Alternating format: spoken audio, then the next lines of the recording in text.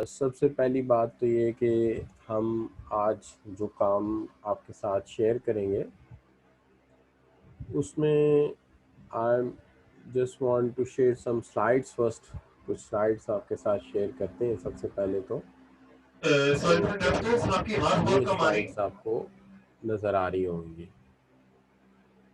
है। सर आपकी आवाज बहुत कम आ रही है। स्लाइड्स थोड़ा माइक एडजस्ट कर लें सर। ये आ गई स्लाइड्स आपके सामने।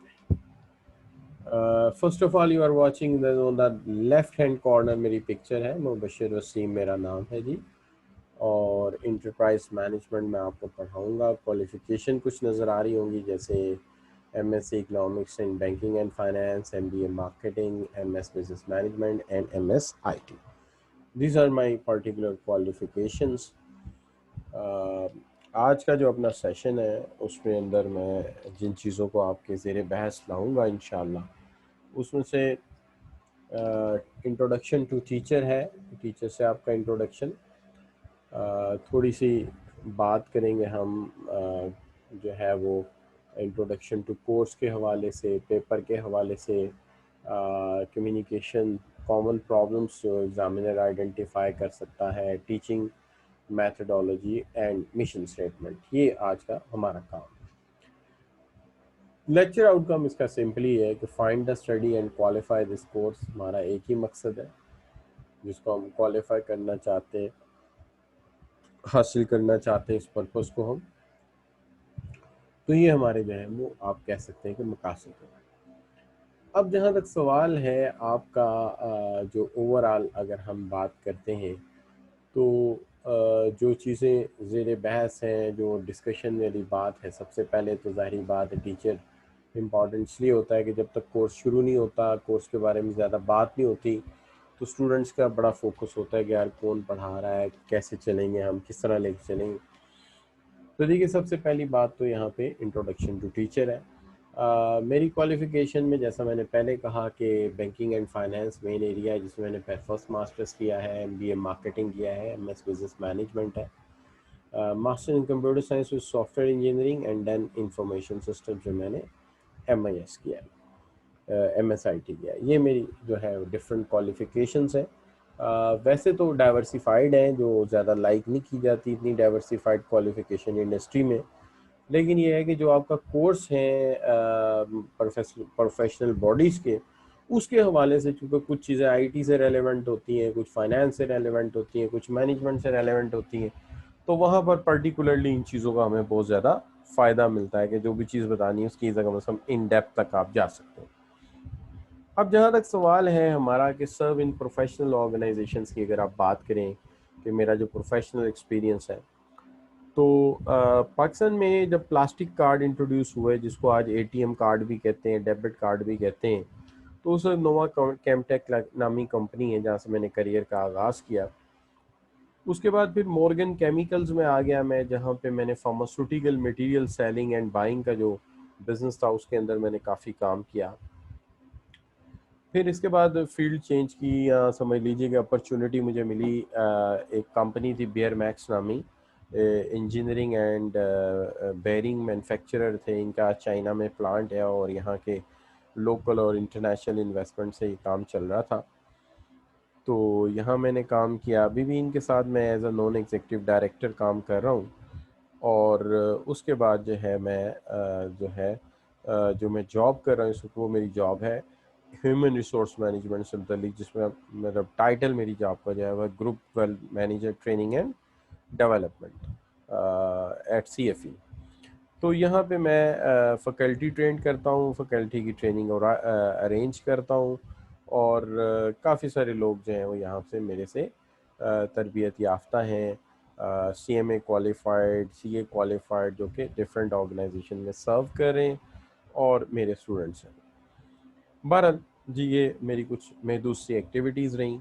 उसके बाद ये तो मेरी प्रोफेशनल काम है। जहाँ तक मेरा टीचिंग एक्सपीरियंस का ताल्लुक़ है, तो government college university, university of education Lahore, superior university and university of central Punjab भी ये यूनिवर्सिटी हैं जहाँ पे मैंने सर्व किया है, which are in the government and private sector both. तो यहाँ पे मैंने सर्व किया है। और जो आपका है जो आपका प्रोफेशनल बॉडीज़ हैं, प्रोफेशनल बॉडीज़ में मैं ICMAP में जो कोर्सेज ज़्यादातर पढ़ाता हूँ उसके अंदर फंडामेंटल्स ऑफ मैनेजमेंट है, इंटरप्राइज मैनेजमेंट है एंड स्ट्रेटेजिक मैनेजमेंट है। जो ACC है इसके अंदर मैं बिजनेस एंड टेक्नोलॉजी, उसके अलावा जो कोर्स मैं लेता हूँ ये वैसे अलग कोर्स है, मुझे ये कॉमन लेना चाहिए था, बिजनेस एनालिसिस, ये कोर्सेज हैं। और CA के अंदर मेरा जो कोर्स है वो है business management and behaviour studies. तो ये मैं डिफरेंट कोर्सेज इसके अंदर टैकल करता हूँ। वैसे कोर्स एक ही है, वेरी फेमिलियर कोर्स, नेचर एक ही है, फील्ड ऑफ स्टडी सेम ही है, हाँ प्रोफेशनल बॉडीज़ अलग अलग हैं जिसके अंदर हम काम करते हैं। उसके अलावा मेरा एक डिफरेंट और भी एक्टिविटी है, या मेरी एक डिफरेंट और भी एसोसिएशन कह सकते हैं इसके अलावा। तो ये जो एसोसिएशन है मेरा, ये बेसिकली है, आप ये कह सकते हैं कि ज़्यादातर वाबस्ता है तो प्रोफेशनल कोर्सेज के साथ ही, जिसके अंदर मेरा कोर्स है जैसे अकाउंटेंट इन बिजनेस है, ये बेसिकली MBT कहलाता है। फिर उसके बाद बिहेवियर स्टडीज़ इन CA, और इसके अलावा CAF2 उसका CA का। ये सारे कोर्सेज जो है मेरे ऑनलाइन भी सेल होते हैं। एक ऑर्गेनाइजेशन है, it's name is near pair, तो नियर पेयर के साथ ये जो है सेल होते हैं। और ये रिकॉर्डेड कोर्सेज पड़े होते हैं, एक डेटाबेस पे अक्सर परचेज करते हैं CA और ACCA के बच्चे, तो वहाँ पे मैं ये काम करता हूँ। अब जो आपका है, आप कह लीजिए कि काम है वाबस्ता है डिफरेंट एक्टिविटीज़ के साथ, जैसे कि एक मेरा वैसे शुगल है, वो है इकोटैक मैनेज के नाम से मैंने एक यूट्यूब चैनल बनाया हुआ है। यहाँ पे different interviewing techniques, different technologies और इस तरह की चीज़ों को मैं डिस्कस करता हूँ स्टूडेंट्स के साथ।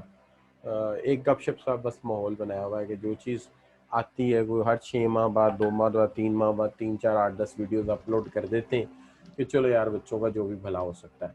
और वैसे जो मेरा रिकॉर्डेड मटेरियल, चूँकि वो तो कमर्शियलाइज होता है, बिकता है, तो वो तो मैं इस पर अपलोड नहीं कर सकता, तो वो मेरा नियर पेयर पे पड़ा होता है। ये ऑर्गेनाइजेशन, इसका नाम है नियर पेयर ऑर्गेनाइजेशन, तो वहाँ पड़ा होता है। इस तरह ये मुख्तलिफ मेरी एक्टिविटीज़ हैं जी जो मैं करता रहता हूँ। बाकी ये जो मेरा पर्टिकुलरली ये जो डिज़ाइन है, ये मैंने क्यों किया, ये डिज़ाइन बस हमें एक शौक़ में, मैं एक दिन बैठा था जब कोविड का सीज़न शुरू हुआ, तो मैंने एक सोच में लाया कि अब जो आने वाला दौर है उसके अंदर इंसान जो है वो माइक्स को इस्तेमाल करेगा, और माइक्स को इस्तेमाल करके लोगों के घरों तक नॉलेज को पहुँचाएगा। So this is what will the future. तो उसके पेश नज़र मैंने जो है ये एक समझ लीजिए कि लोगो डिज़ाइन किया, और उसको अपना जो है टाइटल बना दिया अपनी तमाम स्लाइड्स का, ताकि आपको ऑनलाइन टीचिंग का जो है ना वो ज़रा थोड़ा सा आइडिया दिया जा सके। तो ये what's I am doing in this regard. अब जहाँ तक सवाल है, आप मेरा जो इंट्रोडक्शन इतना काफ़ी है आपके लिए।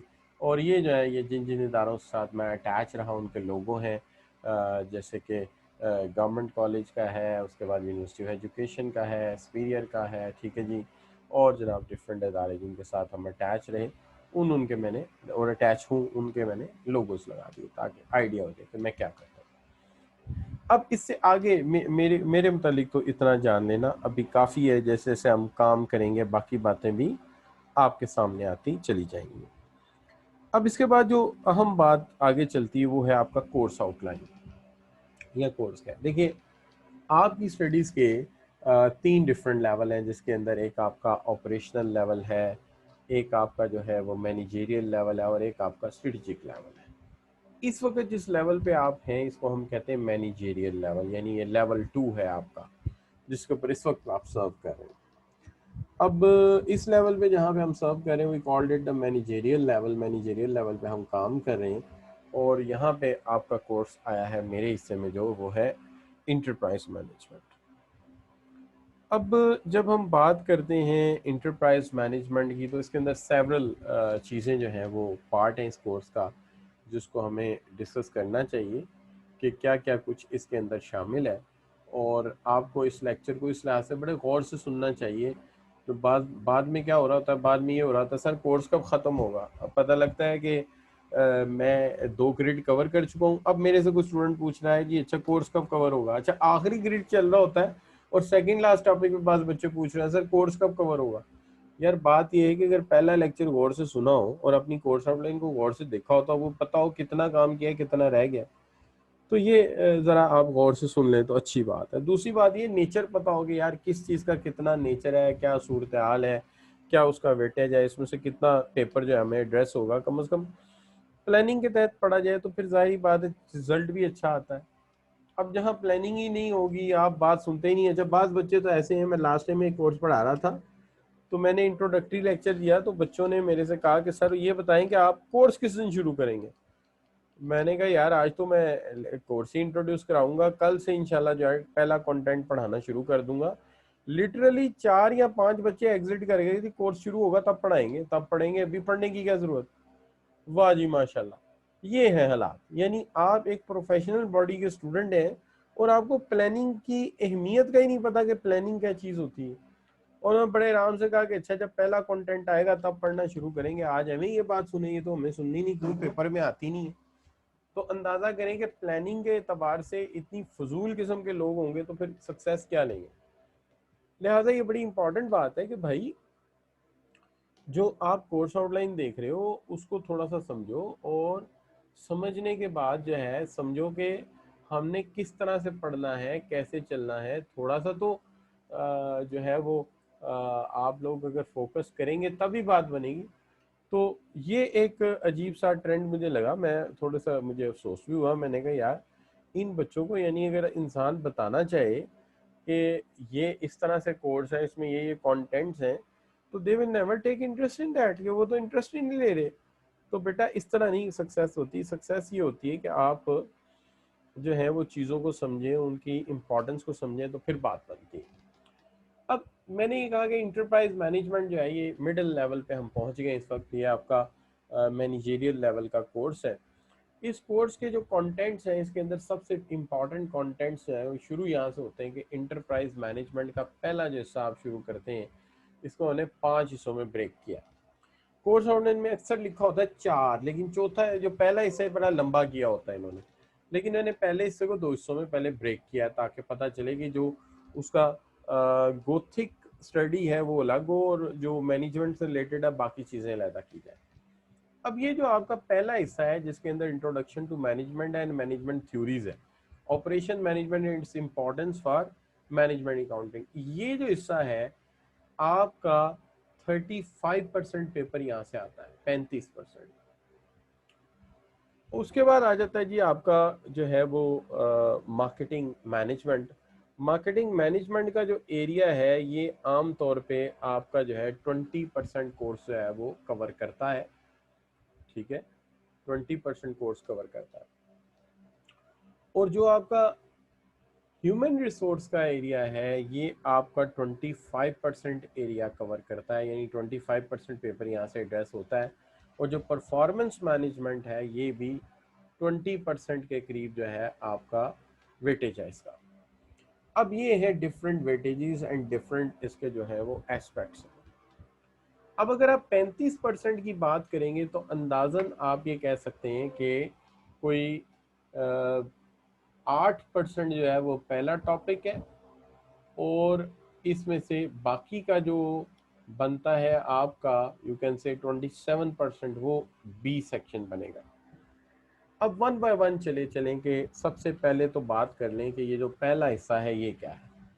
ये 8% वेटेज के लिए एरिया है। इसमें से कुछ एरिया जो है फंडामेंटल्स ऑफ मैनेजमेंट से आया है और कुछ एरिया नया है। मिसाल के तौर पे administrative scientific management of Taylor, जिसके अंदर एडमिनिस्ट्रेटिव मैनेजमेंट फ्यूल की क्या है, और फिर उसके बाद जो है आपकी ब्यूरोक्रेटिक मॉडल क्या है, और फिर उसके बाद जो आपका आप ये कह सकते हैं कि मैरी स्टीवर्ट क्या है। तो ये है आपकी classical management and bureaucracy, classical management and bureaucracy ये है।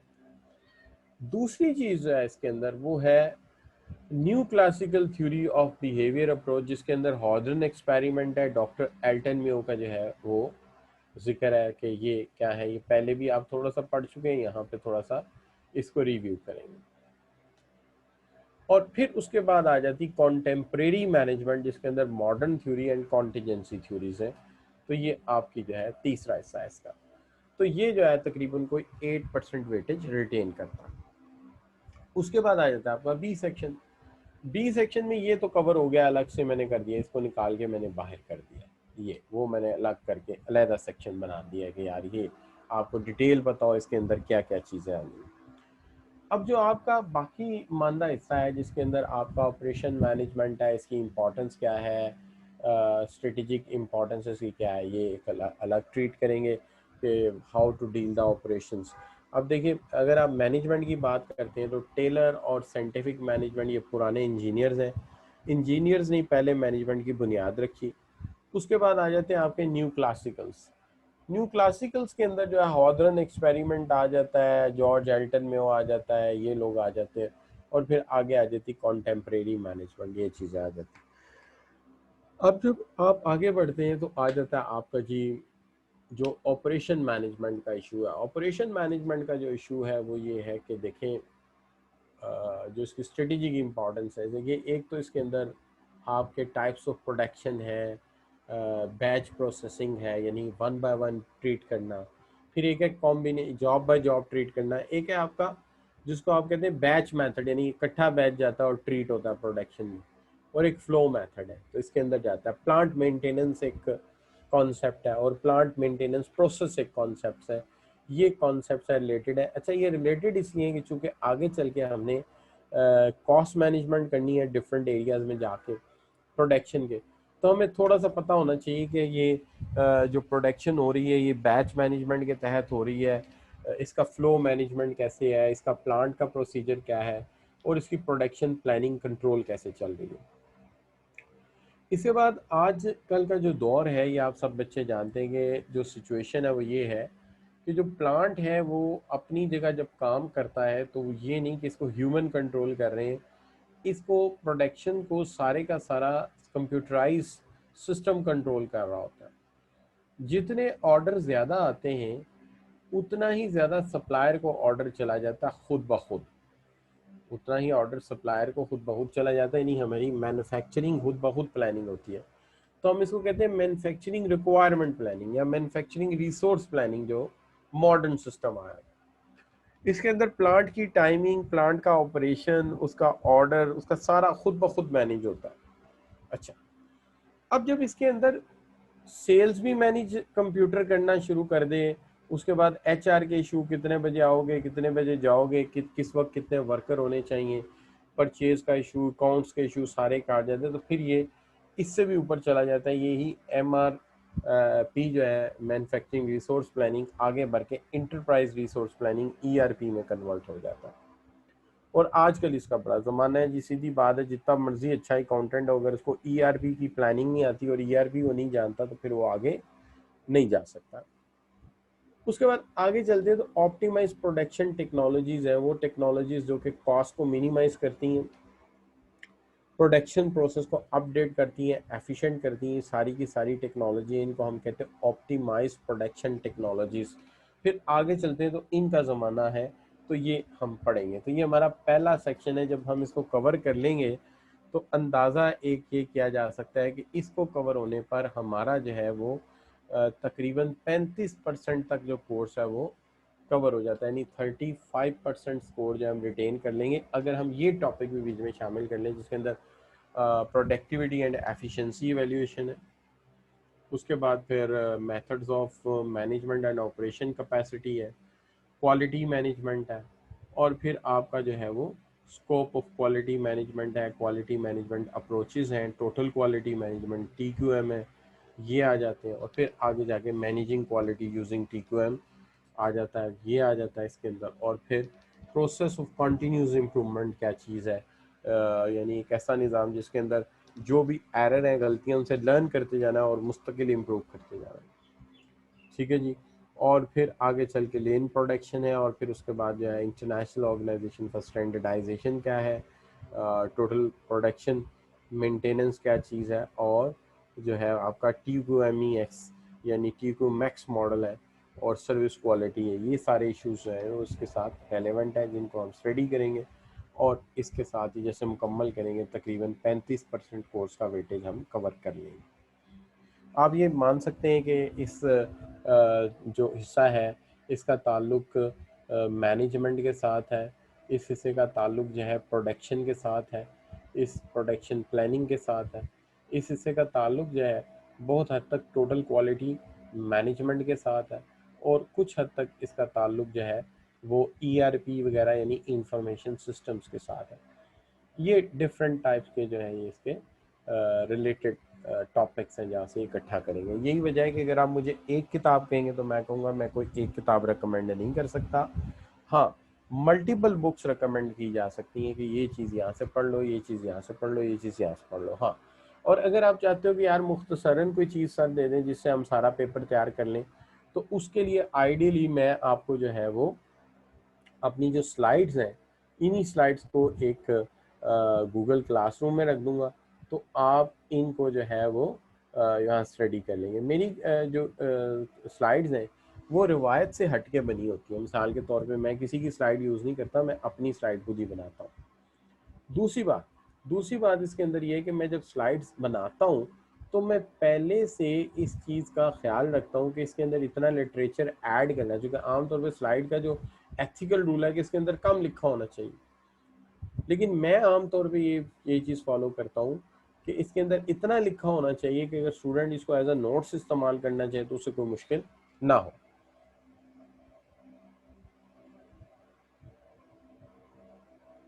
हाँ, तो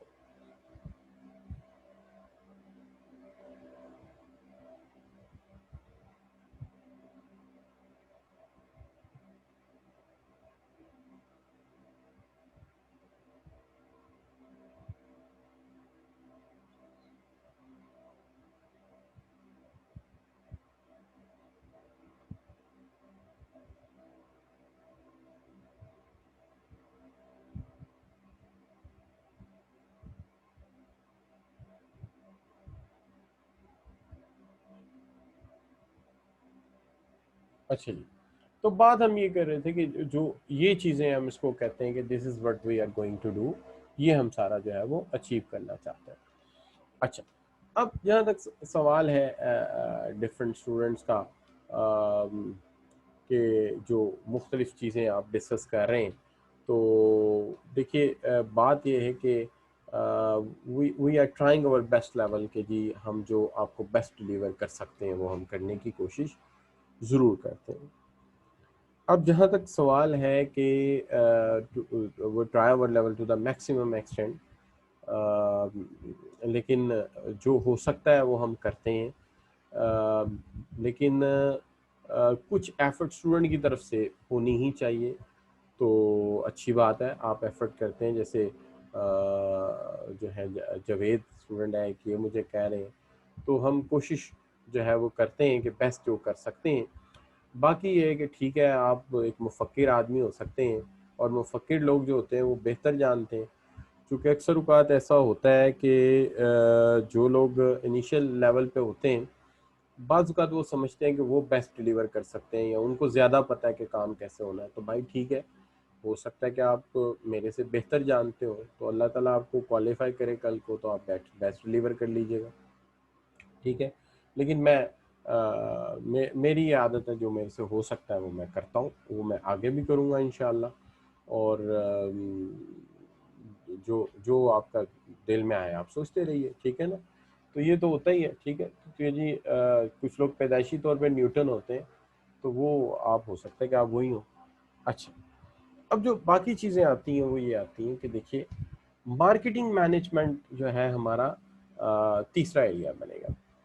मार्केटिंग मैनेजमेंट जो है, जो आज का टेन्योर है वो उसको हम कह सकते हैं कि जो है इस सेंस में है कि एक जो नया टेन्योर हमारा चला है उसके अंदर आप ये कह सकते हैं कि एक चीज़ होती है जिसको आम तौर पे स्टूडेंट ये समझते हैं। जैसे मैं किसी स्टूडेंट से पूछूं अच्छा जी मार्केटिंग क्या चीज़ है, तो स्टूडेंट अक्सर ये कहेंगे sir marketing is a something like selling something, but in reality is very different thing. In the reality marketing is really a different thing. Marketing means you collect something and you want to not selling means if you are selling a faulty product successfully, it's not marketing. Marketing is this, that you collect some idea or the need of the customer and then make the product accordingly. यानी faulty product अपनी verbal style से, inspiring style से बेच देना कोई marketing नहीं है. Marketing हकीकत में ये है कि आप जो हैं किसी प्रोडक्ट को, किसी चीज को बनाएं कस्टमर के एंगल से, यानी जो कस्टमर परसीव करता उसके एंगल से बात करें और कस्टमर की सोच के मुताबिक चीज बनाएं ताकि कस्टमर उसको खरीदे. तो basically it's anticipating the need of the customer. Customer की जो नीड है उसको एंटीसिपेट किया जाए. This is what actually we call the marketing. So the very important topics what are inside this subject are this कि आपको थोड़ा सा रिलेट करेंगे मार्केटिंग स्ट्रेटेजी के साथ, आपको मार्केटिंग कॉन्सेप्ट क्लियर करेंगे, मार्केटिंग इन्वायरमेंट के बारे में बात करेंगे, ठीक है जी, मार्केटिंग एंड कॉर्पोरेट स्ट्रेटेजी पे बात करेंगे और इसी तरह मार्केटिंग स्ट्रेटेजी को आगे लेके चलेंगे. तो ये वो चीजें हैं जिन चीजों को हम जो है वो डील करेंगे. तो एक तो बात ये होगी. अच्छा, दूसरा मसला जो है जो आप कह रहे हैं कि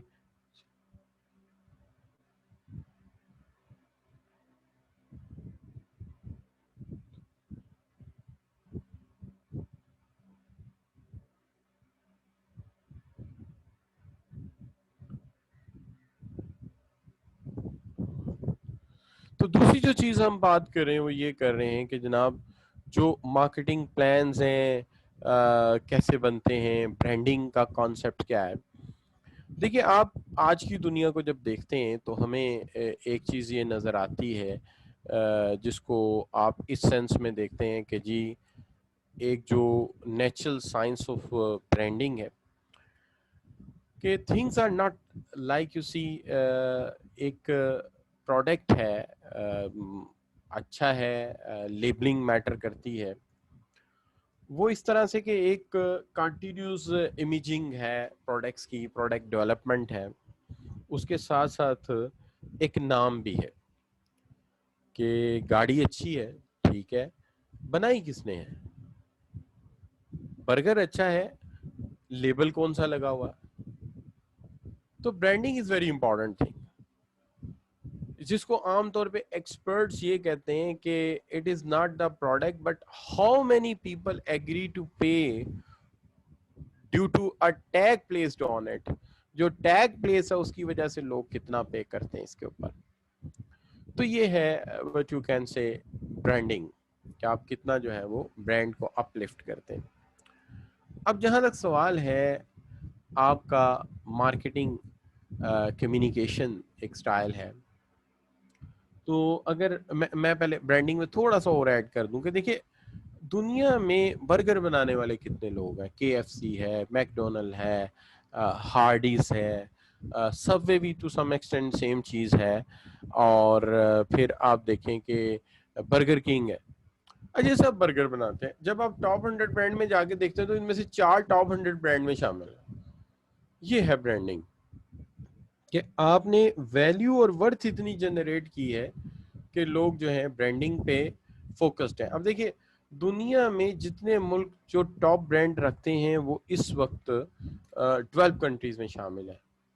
मिसाल के तौर पे आप देखिए आप जो है कोरिया कहाँ खड़ा था, आज सैमसंग है उसके पास जो है डाइवो है, किया है. कोई देखिए सैमसंग तो बहुत अच्छा ब्रांड है, लेकिन किया को देखिए या आप देखिए कि डाइवो को, कोई आउटस्टैंडिंग ब्रांड नहीं है, लेकिन 3-4 ब्रांड्स बनने से ही कौम कहाँ से कहाँ पहुंच जाती है. हुंडई सेंट्रो आपने देखी होगी गाड़ी. तो ये सारे जो है बन जाते हैं. This is what you can say branding, एक नाम बनाना, एक टैग जनरेट करना. अब आगे मार्केटिंग कम्युनिकेशन होती है. बेसिक आइडिया इसमें ये होता है कि हमें कस्टमर को कम्युनिकेट कैसे करना है. एक वो टेक्निक होती है ना, जैसे आप लक्स का रीसेंट कंप्लेंट देखते हैं कंपेन, तो उसके अंदर आपको नजर आता है एक ही कलर बिलबोर्ड पे है, एक ही कलर इलेक्ट्रॉनिक मीडिया पे है, एक ही कलर जो है दूसरे मीडियाज के ऊपर है. तो हम इसको कहते हैं ये है आपका जो है मार्केटिंग कम्युनिकेशन आप कैसे करते हैं. अब जहाँ तक ताल्लुक है डेवलपमेंट्स इन मार्केटिंग के, मार्केटिंग में आपने डेवलपमेंट्स जो किए हैं, जैसे आपका कंज्यूमर बिहेवियर है, मार्केटिंग को आप लेके चलते हैं कि आप कितना कंज्यूमर बिहेवियर समझते हैं। किसी भी इंसान से इंटरेक्ट करना है तो जितना आप उसका बिहेवियर समझते हैं उतना बेस्ट जा सकते हैं हम। इसी तरह कुछ ऑर्गेनाइजेशंस हैं सिर्फ प्रॉफिट के लिए काम नहीं करती, नॉट फॉर प्रॉफिट होती हैं, जैसे शौकत खानम है, ईदी ट्रस्ट है, इनकी भी मार्केटिंग होती है, तो इनको हम कहते हैं marketing not for profit organisation. फिर एक चीज़ होती है, इसको इंटरनल मार्केटिंग कहते हैं, चूँकि देखिए कस्टमर दो तरह का होता है, एक एक्सटर्नल कस्टमर है जो आपकी गुड्स परचेज करता है, और दूसरी तरफ एक्सटर्नल कस्टमर है सॉरी एक एक्सटर्नल कस्टमर है जो कस्टमर है आपकी गुड परचेज करता है, लेकिन एक इंटरनल कस्टमर है जो कि आपका एम्प्लॉय है, इंटरनल होगा, वो भी तो बाहर जाके एक वर्ड ऑफ माउथ कहेंगे ना आपके मुतालिक। तो ये चीज़ आ जाती है। आगे आ जाता है corporate social responsibility and social marketing, ये इसके अंदर शामिल हो जाती है। तो ये जो सोशल मार्केटिंग है मीन्स के आप अपना एथिकल इमेज कैसा देते हैं, ये इसके अंदर शामिल हम कर लेते हैं। तो ये हमारे जो है कंटेंट्स हैं जो कि दूसरे कंटेंट्स हैं। इनका जो वेटेज अगर आप देखते हो तो मैंने अभी बताया था, इसका वेटेज पेपर में जो है वो 20% है, 20% तक पेपर जो है इसमें से एड्रेस होता है। अब जहां तक सवाल है आपका सेक्शन नंबर डी, जिसके अंदर आपकी जो है वो ह्यूमन रिसोर्स मैनेजमेंट आ जाती है। देखिए दुनिया में जितनी भी ऑर्गेनाइजेशन प्रिवेल करती हैं, इसके अंदर बहुत ही इम्पॉर्टेंट रोल जो है आप देखते हैं कि आपके ह्यूमन रिसोर्स मैनेजमेंट का। ह्यूमन रिसोर्स मैनेजमेंट को हम इस एंगल से इम्पॉर्टेंट मानते हैं, कहते हैं कि देखिए एक्चुअल वैल्यू डिलीवरेंस जो है वो तो फिर रिसोर्सेज की का मामला है कि आपके ह्यूमन रिसोर्सेज कैसे हैं। दुनिया में जितनी भी ऑर्गेनाइजेशन काम कर रही हैं एक्चुअली वो सर्व कैसे कर रही हैं, अगर आप गौर करें तो सर्व इसी बुनियाद पे कर रही है ना कि कितने इंटेलेक्चुअल उनके पास है। अगर कोई नई कार डिजाइन होती है, कोई नया प्रोडक्ट डिजाइन होता है, कोई नई इनोवेशन होती है, तो कौन लेके आता है? Obviously these are the people worker who brings the change in the procedure, in the system. तो ये सब कौन करता है? ये ह्यूमन रिसोर्सेज होते हैं। जितने आपके पास क्वालिटेटिव ह्यूमन रिसोर्सेज होंगे, हम उतना बेस्ट करने की कोशिश करेंगे। अच्छा, और देखिए ह्यूमन रिसोर्स की अपनी कुछ ह्यूमन रिसोर्सेज मैनेजमेंट थ्योरीज होती हैं, इसको हम अंडरस्टैंड करेंगे इस सेंस में कि आने वाला जो दौर होगा इसमें आप एक मैनेजर बनेंगे। तो जब आप एक मैनेजर बनते हैं तो दो तीन तरफा आपका इंटरेक्शन होता है ह्यूमन के साथ। वो लोग जो आपके सबऑर्डिनेट्स हैं, वो लोग जो आपके कलीग हैं, और वो लोग जो कि आपके साथ आपके सुपरवाइजर्स हैं, सीनियर्स हैं, ये सब ह्यूमन रिसोर्सेज हैं। इन सब के साथ ऑब्वियसली आपने डील करना है, इन सब के साथ आपने कम्युनिकेट करना है, तो we have to interact with all of them. इस लिहाज से ह्यूमन रिसोर्स को समझना जो है वो इम्पॉर्टेंट है। अब एक बात तो ये है कि ह्यूमन रिसोर्सेज इस सेंस में बहुत इम्पॉर्टेंट है कि इंटेलेक्चुअल ने सारा काम चलाना है, लेकिन दूसरी तरफ ये है कि ह्यूमन रिसोर्स फंक्शन हर मैनेजर को करने होते हैं। It's not only the person who is human resource manager going to do that. सिर्फ ह्यूमन रिसोर्स मैनेजर ही जो है वो नहीं सिर्फ ह्यूमन रिसोर्स फंक्शन परफॉर्म करता, हम तमाम लोग जो हैं वो ह्यूमन रिसोर्स फंक्शन परफॉर्म करते हैं। मिसाल के तौर पे अगर आपके अपने यूनिट में एक वर्कर चाहिए आपको, तो ऑब्वियसली आप उसका इंटरव्यू भी करेंगे, आप एचआर के लोगों के साथ बैठ के उसके साथ डिस्कस भी करेंगे, उसका टेस्ट भी मार्क करें, शायद आपकी अपनी फील्ड का हो तो आप उसके लिए टेस्ट भी प्रिपेयर करें। तो बहुत सारे ऐसे ह्यूमन रिसोर्स फंक्शन होते हैं जो कि एचआर रिकमेंड करने के बाद आगे फाइनल इंटरव्यू जो होता है वो हेड ऑफ डिपार्टमेंट पे छोड़ देते हैं, या उस पर्टिकुलर टीम के ऊपर छोड़ देते हैं जो कि उस पर्टिकुलर एरिया से वाबस्ता होती है कि जनाब आप देखिए कैंडिडेट आपके लिए कितना सूटेबल है। तो आपको देखना होता है कि कल्चर में आपके यूनिट के सेट हो जाएगा, हो सकेगा नहीं हो सकेगा। तो इस लिहाज से एक तो ये कि आपको बहुत सारे ह्यूमन रिसोर्स फंक्शन परफॉर्म करने, लेकिन इसमें भी आपको इन्वॉल्व होना है कि जी जो जितने ह्यूमन रिसोर्सेज हैं वो मोटिवेट रहें, उनके रिवार्ड्स ठीक रहें, उनका रिन्यूमरेशन अच्छा हो, उनका जो है वर्क अरेंजमेंट जो है वो बेहतर हो, उन वो सेटिस्फाइड हो, जो इक्विपमेंट उनको दिया गया है, जो टूल्स उनको दिए गए हैं उसके हवाले से, उनके पास बाकायदा तौर पे एक एचआर प्लान हो, एक एथिकल बिहेवियर क्या होता है ये हम सिखा सकें, और ह्यूमन रिसोर्स प्रैक्टिसेस जो भी हम कर सकते हैं उनके लिए बेस्ट वो ज़रूर परफॉर्म करें। तो ये वो चीज़ें आ जाती हैं। अब इसके साथ साथ जाहिर एक बात है, आप इसको भी जानना चाहेंगे कि जो गुड ह्यूमन रिसोर्स प्रैक्टिसेस हैं वो क्या हैं, क्योंकि दुनिया की बहुत सारी लीडिंग ऑर्गेनाइजेशंस हैं जो इस मामले में परफॉर्म कर रही हैं।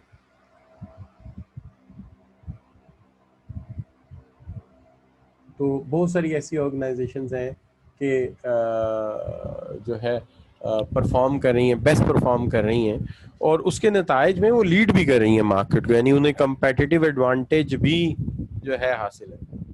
तो जाहिर बात है हम चाहेंगे कि उनको आइडियली हम देखें कि यार ये लोग किस तरह से जो है परफॉर्म करके अपना काम जो है बेस्ट वे में कर रहे हैं, ताकि हम उसी वे में काम कर सकें, हम उसी वे में उनको साथ डील कर सकें, और उनको हम जो है वो सर्विसेज प्रोवाइड कर सकें, या उसी वे में हम काम करें जो कि बेस्ट डिलीवरेंस सर्विसेज है। तो लिहाजा जितनी भी organisation best human resource organisation है, आम तौर पे देखा यह गया है कि वो ड्यू टू दिस प्रैक्टिसेस जो हैं ग्रूम कर रही हैं। जैसे आप कभी पैकेजेस में जॉब निकले तो देखिए, या किसी और मल्टीनेशनल या बड़ी नेशनल कंपनी में, तो देखिए एक दफ़ा जब वो एक बंदे को या एक वर्कर को हायर कर लेते हैं, तो फिर वो कॉन्टीन्यूसली उसके करियर के ऊपर फोकस करते हैं और एक लॉन्ग टर्म एसोसिएशन चाहते हैं उसके साथ। तो ये चीज़ होती है। अब जहाँ तक सवाल है आपका ह्यूमन रिसोर्स डेवलपमेंट का और ह्यूमन रिसोर्स प्लानिंग का, तो आपने अल्टीमेटली अपने वर्कर्स को भी इस तरह तो नहीं ना लेके चलना कि अगर वो क्लैरिकल स्टाफ के तौर पे आया तो सारी ज़िंदगी बेचारा क्लैरिकल स्टाफ ही रहेगा। ज़ाहिरी बात है, आप वो उसको इम्प्रूव करेंगे, उसका करियर प्रमोट करेंगे, और फिर एम्प्लॉयज़ तभी लर्न करते हैं जब उनका एक परफॉर्मेंस अप्रेजल होता है, अप्रेज किया जाता है, तो फिर ज़ाहिरी बात है इसके हवाले से वो फिर उसके मुताबिक वो डेवलप भी होते हैं, और फिर वो केयर भी करते हैं कि कौन सा ऐसा एरिया जो उनका वीकर एरिया है इसको स्ट्रॉन्ग करें, तो इस लिहाज से बेहतर होते हैं। बाकी रही बात ये कि जो छोटी छोटी चीज़ें हैं जिसके अंदर जो है जस्ट अ मोमेंट जी, मैं ज़रा देख रहा हूँ कोई चीज़। आवाज़ मेरी मैं साथ दूसरी डिवाइस से सुन रहा हूँ, आवाज़ मेरी मोहम्मद हसन मैं काफ़ी तेज़ की हुई है और दूसरी डिवाइस पे सही आ रही है। देखिए ज़रा प्लीज़, हो सकता है आपका माइक या कोई कनेक्शन में मसला ना हो। बुक कौन सी होगी ये मैं साथ साथ आपको बताता जाऊँगा, कौन से कंटेंट के लिए कौन सी बुक मैं फॉलो कर रहा हूँ, उसके कुछ पर्टिकुलर पेजेस भी सिलेक्ट करके उनके पिक्चर्स लेके सेंड कर दूंगा। अगर बुक्स तकरीबन इसके अंदर 8 या 7 बुक्स में मेरी कंसल्टेशन में होंगी इंशाल्लाह। मार्केटिंग के लिए अगर आप पूछेंगे तो फिलिप कॉटलर की बुक से मैं करूँगा काम, और एचआर के लिए जो है मैं स्टीफन पी रॉबिन्स की बुक को फॉलो करूँगा। इस तरह हर कॉन्सेप्ट के लिए डिफरेंट बुक हम फॉलो करेंगे और आपको बताते जाएंगे साथ साथ। और जहाँ तक सवाल है कि सर मार्केटिंग और कंज्यूमर डिमांड में क्या फ़र्क है, बेटे ये बहुत आगे की बात आपने अभी पूछी है मिर्ज़ा हसन। मैं आपको इसके ऊपर ज़रूर तफसील से बात करेंगे, पहले हम इस कोर्स को शुरू कर लें। देखिए मार्केटिंग और कंज्यूमर डिमांड में क्या फ़र्क है। देखिए डिमांड जो है वो तो you see according to definition in economics आपने पढ़ी होगी कि दो चीज़ें होती हैं। अगर आपके पास किसी चीज़ को ख़रीदने की विल पावर है यानी डिज़ायर है, और दूसरा परचेजिंग पावर है, तो हम इसको क्या कहते हैं, हम इसको डिमांड कहते हैं। मार्केटिंग एक ऐसी साइंस है जिसके अंदर हम जो है अवेयर होते हैं कि कंज्यूमर की डिमांड है क्या, और जो कंज्यूमर की डिमांड होती है हम उसके मुताबिक प्रोडक्ट तैयार करके लाते हैं, यानी वो प्रोडक्ट ढूंढ के लाते हैं, वो सर्विस ढूंढ के लाते हैं जिससे हम उसकी ज़रूरत को पूरा कर सकें। ठीक है।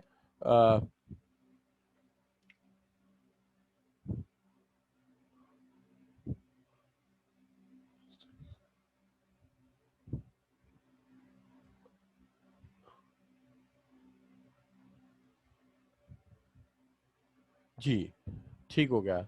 और जावेद भाई कोशिश पूरी करेंगे कि आपको हम सेटिस्फाई करें जिस हद तक हो सकता है। बाकी ये है कि एक चीज़ का ख्याल रखें, वो ये है कि we are not at the opposition of each other, we are having the same aim, हमारा मकसद सेम है। तो we are sitting on the one, not the opposite side of the table, we are sitting on the same side of the table. So therefore we have to help for each other and support each other. So therefore I will try my level best and I will definitely focus। जो चीज़ आपको नहीं समझ आए, कोई मसला हो, तो आप मेरे साथ डिस्कस कर सकते हैं कि इसमें मुझे प्रॉब्लम है। बाकी अल्लाह ताला आपको मदद करे। ठीक है जी। अच्छा, अब ये चीज़ आ गई। बाकी जो मामले हैं,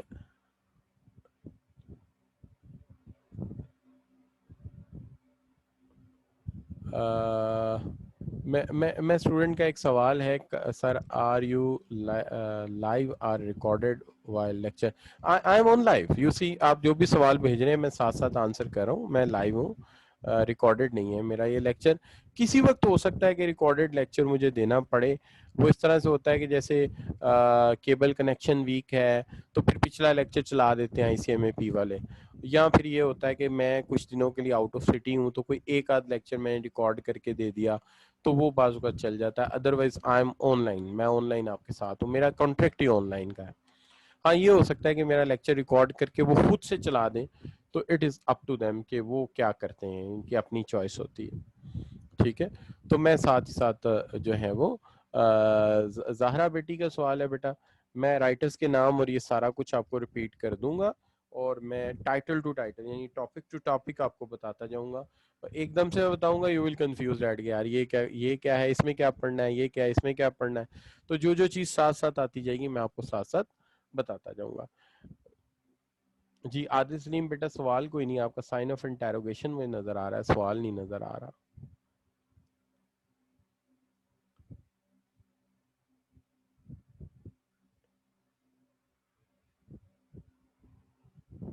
जी मैं बाद में सम अप कर दूंगा। अच्छा बच्चों, अब आगे आ जाता है आपका परफॉर्मेंस मैनेजमेंट का एरिया, जिसमें इंटरप्राइज परफॉर्मेंस मैनेजमेंट है, जिसके अंदर आप जानते हैं कि हम कुछ स्ट्रेटेजिक ऑब्जेक्टिव अपने सामने रखते हैं। उन स्ट्रेटेजिक ऑब्जेक्टिव्स को हम देखते हैं कि हमने किस हद तक अचीव किए हैं। अपनी परफॉर्मेंस को एक ख़ास लिमिट्स में कंट्रोल रखने के लिए हमारे पास जो टेक्निक्स अवेलेबल हैं उसके अंदर आप जानते हैं कि क्रिटिकल सक्सेस फैक्टर्स हैं, जिसके ज़रिए हम अपनी स्ट्रेटजिक पोजीशन को कंट्रोल करते हैं। उसके साथ साथ जो है आप ये कह सकते हैं कि हमारे पास जो है वो बजटरी कंट्रोल्स होते हैं और financial and non financial measures होते हैं। और यू कैन सी, आप ये कह सकते हैं कि हमारे पास जो हैं वो strategic and critical success factor होते हैं, जिनको हम की CSF कहते हैं। अब ये जो CSF होते हैं, क्रिटिकल सक्सेस फैक्टर्स, ये लेटर ऑन ज़ाहिर है क्वान्टिटेटिव में मैयर होके KPIs आ जाते हैं, की परफॉर्मेंस इंडिकेटर्स, हम वहाँ से बहुत अंदाज़ा लगाते हैं। एक चीज़ ये है कि पुराने दौर में हम सिर्फ फाइनेंशियल परफॉर्मेंस पे बेस करते थे। आज का ज़माना जो है बैलेंस स्कोर कार्ड का है, जिसके अंदर मल्टीपल साइड पे देखते हैं फाइनेंशियली हम क्या जा रहे हैं, फ्यूचर प्रोजेक्ट्स हमारे पास क्या है, कस्टमर सेटिस्फेक्शन क्या कह रही है, ब्रांड इमेज क्या जा रहा है, और हमारे पास इनोवेटिव आइडियाज़ कितने हैं। तो ये सारी चीज़ें जो है हम इनको देखते हैं। उसके बाद आ जाता है developing a performance Maihar system, एक सिस्टम डेवलप करना जिसके अंदर हमारी परफॉर्मेंस असेस होती जाए, हम उसको देखते जाएं, मैनेज करते जाएं, और फिर डिफरेंट सर्विसेज डिपार्टमेंट्स परफॉर्मेंस कैसे देखते हैं, मैन्युफैक्चरिंग में परफॉर्मेंस कैसे होती है, और कुछ रेगुलेशंस वगैरह, ये चीज़ें आ जाती हैं। जो आपका जिन बच्चों ने फर्स्ट पार्ट मिस किया है तो उसके अंदर ये है, पहला पार्ट में मैंने थोड़ा सा इंट्रोडक्शन दिया टू मैनेजमेंट का, उसके बाद ऑपरेशन मैनेजमेंट की बात की थी, और उसके बाद मैंने आपसे मार्केटिंग मैनेजमेंट की बात की, फिर HR की, और फिर आखिर में परफॉर्मेंस मैनेजमेंट की। ये है हमारा complete course. Hopefully it's will completed इंशाल्लाह within 60 lectures, 60 to 70 lectures हम इसको कवर करेंगे। अब जहाँ तक हमारा बाकी मानदा चीज़ों का ख्याल है, इसके अंदर एक तो बात ये है कि ये साथ ही साथ हम कुछ MCQs आपके साथ शेयर करते जाएंगे डिफरेंट टाइप्स के, जहाँ से थोड़ा आइडिया होता जाएगा आपको कितना समझ आया है, मैं कहाँ से मिस कर रहा हूँ, कौन सी ऐसी चीज़ है जो मुझे डिस्कस करनी चाहिए। ठीक होगी बात। और फिर उसके बाद जो है हम साथ ही साथ उसके रिलेटिव आंसर्स रैशनल डिस्कस करते जाएंगे जिस हद तक मेरे से हो सकेगा। अच्छा, उसको डिस्कशन के बाद जो है, अब अगर आप मेरे से पूछें कि एग्ज़ामिनर क्या चाहता है, देखिए जहाँ तक हमारी अपनी इंटरव्यूइंग स्टूडेंट्स की डिस्कशन है, उसके हवाले से हमारा जो एग्ज़ामिनर है उसकी एक अप्रोच इस एंगल से हम देख सकते हैं कि एक तो एग्ज़ामिनर ये चाहता है कि जो है हमारा अंडरस्टैंडिंग ऑफ रिक्वायरमेंट हो, यानी आप जो भी सॉल्व करने जा रहे हैं उसकी रिक्वायरमेंट को अच्छी तरह समझें, क्वेश्चन को आप केयरफुली रीड करें और पैनिक ना हो, सोच के ऑल एस्पेक्ट्स को देख के फिर आप आंसर करें। तो जब आप सारे एस्पेक्ट्स को देख के आंसर करते हो तो फिर उसमें चांसेस ये होते हैं कि आपका आंसर ठीक होगा। अच्छा, इसके अंदर एक चीज़ ये है कि जो है एक स्टूडेंट्स की थिंकिंग ये बन जाती है कि यार चूँकि थ्योरेटिकल पेपर नहीं है, एमसीक्यूज बेस है और अराउंड 70 एमसीक्यूज आएंगे, काफ़ी टाइम होता है, तो आपका एक्सपीरियंस अब काफ़ी हो चुका होगा। इसके अंदर सबसे बड़ा मसला ये होता है कि आप किसी भी किस्म का कोई भी स्टेप स्किप नहीं कर सकते, आपको सारे के सारे स्टेप जो है फॉलो करने पड़ेंगे। हाँ, अलबत्ता ये ज़रूर है कि जब आप इन दी एंड जाते हैं तो बहुत कुछ इकट्ठा हुआ होता है जिसको आपको रीड करना होता है। वहाँ पे सक्सेसफुल स्टूडेंट वो रहते हैं जो पहले से इसके कोई शॉर्ट नोट्स या पास कार्ड्स बना लेते हैं। पास कार्ड से मुराद आप ये ले लीजिए कि कुछ ऐसी शक्ल में अपने नोट्स को तैयार कर लेते हैं कि वो क्विक रिव्यू दे सकें अपने पूरे कोर्स को और जल्द से जल्द उसको रिव्यू कर सकें। उसके लिए होता ये है कि जो फेल पास का फैसला है वो इन दी एंड होता है कि आपने जितना भी होराइजन है उसको समझते हुए कितना सम अप करके अपने लिए रखा है कि आप मुख्तसर करके इन दी एंड रिवाइज उसको आसानी से कर सकें या उसको ऐसे फॉर्मेट में रखें जहाँ से इसका रिव्यू करना आपके लिए आसान हो। तो ये चीज़ बहुत ज़्यादा जो है यहाँ पे मैटर करेगी आपके लिए। तो आपने पहले से ही कोशिश करनी है कि साथ ही साथ रीडिंग करके उसको इस शक्ल में रिव्यू करते जाएं। अच्छा, मैं कोशिश करूँगा जिस हद तक मैं नोट्स रिलीज़ कर सकता हूँ या मैं अपनी स्लाइड्स आपको दे सकता हूँ वो मैं अवेलेबल करता जाऊँ। लेकिन जनरली मैंने जो देखा है कि जो आम तौर पे कमेंट्स होते हैं वो दो तरह के होते हैं, एक तो वो जो स्टूडेंट पास हो जाते हैं और एक वो स्टूडेंट जो फेल हो जाते हैं। जो स्टूडेंट आमतौर पे फेल होते हैं, कभी उनका इंटरव्यू लिया जाए तो वो कहते हैं कि आम तौर पे वो इस बात को मानते हैं कि प्रैक्टिस पूरी नहीं कर सके, फुल टाइम यूटिलाइज नहीं सही तरह से करते, अच्छा असाइनमेंट सीरियसली नहीं लेते, या आम तौर पे उनका क्लेम होता है जी पेपर थोड़ा आउट ऑफ कोर्स था या उस सिनेरियो में नहीं था जिसमें मैंने पढ़ा था। अच्छा, जनरली लेट ज्वाइन करते हैं क्लास को, तो ऑनलाइन क्लास पर्टिकुलरली जब लेट ज्वाइन करते हैं तो उससे बहुत इम्पैक्ट पड़ता है, चूँकि जो टीचर है वो तो शुरू से बेस बना के चल रहा होता है आपकी, तो अगर आप उसको लेट लेके चलेंगे तो फिर अल्टीमेटली उसका इफेक्ट तो आएगा उसके ऊपर। क्या ख्याल है? अच्छा, फिर उसके बाद जो है एक ये आ जाता है कि वो जो है कज़न की शादी पे चला गया था, ये हो गया था, कुछ फैमिली रीजंस ले आते हैं। और कुछ लोग जो हैं वो आप अपना लेक्चर जो है कम्प्लीटली अटेंड नहीं करते, मोबाइल ऑन कर लिया, टैब ऑन कर ली, फोकस राइट लेफ्ट कर दिया। तो इससे बात नहीं बनती। बात यह है कि आपको जो करना पड़ेगा, आपको इसके ऊपर प्रॉपर जो है वो फोकस करना पड़ेगा, प्रॉपर इसको लेके चलना पड़ेगा, फिर ये आपके लिए आपका ये क्लियर हो सकेगा। फिर इसके अंदर जो हमारा आम तौर पे टीचिंग मेथड है वो यहाँ पे यही हो सकता है कि देखिए हम कुछ मल्टीमीडिया बेस्ड लेक्चर प्रिपेयर करें, चूँकि ज़ाहिर है मेरे पास यहाँ बोर्ड अवेलेबल नहीं है। ज़्यादा से ज़्यादा क्या कर सकते हैं कि आप जो टॉपिक लेके चल रहे हैं उसको लेके चलें, प्रीवियस लेक्चर का रीकैप करा दें, आउटलाइन कर दें करंट लेक्चर को कि इसमें ये टॉपिक्स हैं, आप पहले से उसको प्रिपेयर ज़हनी तौर पे करें। अच्छा, थ्योरेटिकल कॉन्सेप्ट्स हैं उनको आपको जिस हद तक हो सके क्लियर करा दिया जाए, क्लास एक्टिविटी है, कंक्लूडिंग रिमार्क्स है, तो ये चीज़ें आपको दी जा सकती हैं जिससे बात आपकी बन जाए। तो इस तरह से हम इसको लेके चल सकते हैं। वे ऑफ टीचिंग यही होगा मेरा कि ज़्यादा कॉन्सेप्ट फोकस रहेगा, प्रैक्टिस फोकस भी रहेगा, दोनों चीज़ों को पैरेलल लेके चलेंगे साइड बाय साइड ताकि दोनों चीज़ें साथ साथ चलती रहें। फ़र्क जो आएगा अब ये आएगा कि पहले कोर्स कंप्लीशन होता था तो आपसे कॉन्सेप्चुअल लेवल के क्वेश्चन आते थे। अब कंट्रास्ट क्वेश्चनल भी हो सकते हैं, यानी दो डिफरेंट कॉन्सेप्ट्स को मैप अप करके या मिला के एक क्वेश्चन जनरेट किया जा सकता है। तो इसकी कॉम्प्लेक्सिटी थोड़ी सी ज़्यादा हो सकती है, इसलिए कंप्लीशन कोर्स कीजिए, रिवीजन कीजिए और फिर एग्ज़ाम टेक्निक्स को भी थोड़ा सा लर्न कीजिए, फिर आप जाइए पेपर में। अब एक सवाल जो स्टूडेंट्स का जर्नली चल रहा है कि इंफॉर्मेशन साथ साथ चलती जाएगी, उसके साथ साथ केस स्टडीज़ और क्वेश्चन साथ साथ चलेंगे। जो आपका बुनियादी सवाल है कि कोई एक बुक रेकमेंड कर दें, तो मैं एक बुक रेकमेंड नहीं कर सकता, चूँकि बुक्स हैं वो मल्टीपल है, एक बुक से आपका काम नहीं चलेगा।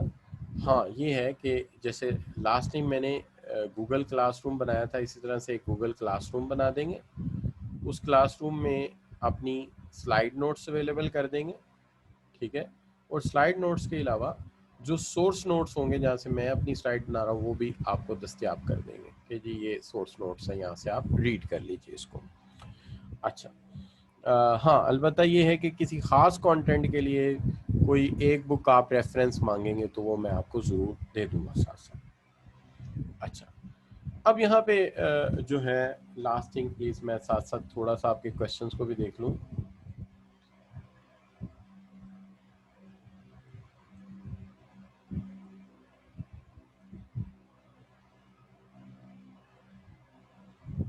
मेरा ख्याल है कि अपलोड कर देंगे ICMAP वाले, वहाँ से आप देख सकते हैं। जुबिया बेटी,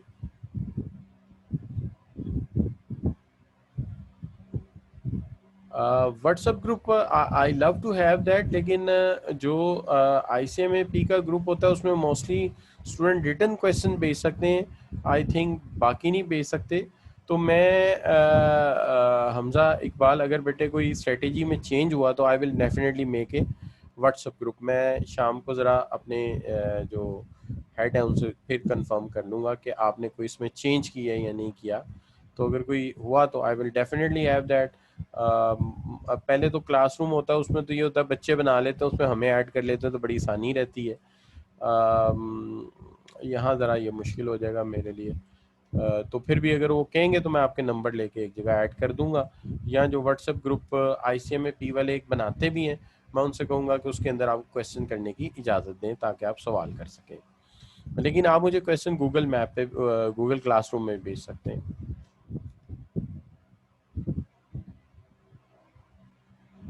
जी, MCQs बेस्ड पेपर होगा बेटा, बिल्कुल MCQs बेस्ड पेपर होगा, कंप्यूटर बेस्ड पेपर होगा, जिसमें दो तरह के सवाल होते हैं, एक मल्टीपल चॉइस क्वेश्चन होते हैं और एक मल्टीपल टास्क क्वेश्चन होते हैं, MTQs टाइप, इस तरह के होते हैं। आज पहली ही क्लास है बेटे, आज फर्स्ट क्लास है, पहले हमने कुछ नहीं पढ़ाया, ठीक है। और आप कोशिश कीजिए कि आप अपना एक्चुअल नेम लिख दिया करें, क्योंकि ये नाम पढ़ने मेरे लिए थोड़े से मुश्किल होते हैं।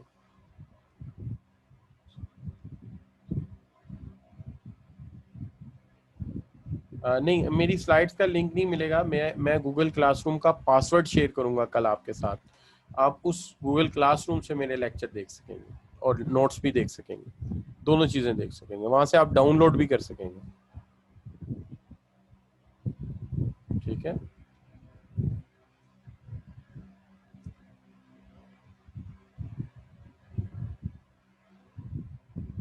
अटेंडेंस का नहीं पता बेटा।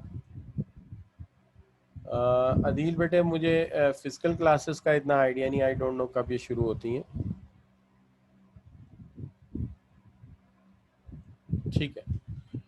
अब देखिए बच्चों, बात ये है कि मैं आपको जो उस्ताद होने के नाते जो कहूँगा कि एक तो बात ये है, क्लासरूम लेट ना करें, उसमें टाइम पे आएँ, लेक्चर मिस ना करें, be committed, complete and every assignment complete करें, ठीक है। जब आप पढ़ रहे हैं तो फिर इंटरप्ट करने वाली चीज़ों को दूर कर दें, जो भी चीज़ें आपकी तवज्जो दूसरी तरफ मबजूल कराती हैं, सिर्फ इसी पे फोकस करें। कोई टेस्ट हो, कोई भी चीज़ हो, उसको मोटिवेटेडली अटेंड करें। तो क्योंकि सिंपल रूल ये कहते हैं कि जितना आप काम में कहते हैं ना कि एक बात तो ये है, the more you sweet in training less you bleed in the fight. जितने आप अच्छे होंगे ट्रेनिंग में, उतना ही लेस ब्लीड करेंगे आप फाइट में। तो जितनी अच्छी ट्रेनिंग आप ले लें, अच्छा है। और एक बात ये भी है जो जनरली अंडरस्टूड क्लिचेस हैं कि Quetta never win and winner never quit, कि क्विटर कभी विन नहीं कर सकता और विनर कभी क्विट नहीं करता, ये दोनों ही मुखालिफ चीज़ें। लिहाजा आपने दोनों को ही साथ लेके चलना है और क्विट करने की बात नहीं करनी बल्कि एफर्ट करनी है और इसको अचीव करना है इंशाल्लाह। बाकी रही बात ये कि जैसे जैसे आप सब बच्चे जो है, मेरी रूटीन है कि आप लोगों से पूछा कि यार कैसा है, कोई मसला हो तो ज़रूर बताइए। तो आज मैं यहाँ पे लेक्चर वाइंड अप कर रहा हूँ। कल मैं फर्स्ट टॉपिक के साथ आऊँगा, आपका गूगल क्लासरूम बना के आऊँगा, आपको बताऊँगा कहाँ से आपके नोट्स मिलेंगे, कहाँ से आपको स्लाइड्स मिलेंगी, ये सब कुछ अवेलेबल होगा। तो यहाँ पे आप सब बच्चों को मैं अल्लाह हाफिज़ कहता हूँ, लेकिन उससे पहले आप सब बच्चों के लिए आज का लेक्चर कैसा रहा, आपका फीडबैक। जी शाबाश जी, Adil Saleem is sending a thumbs up to me and बाकी स्टूडेंट्स।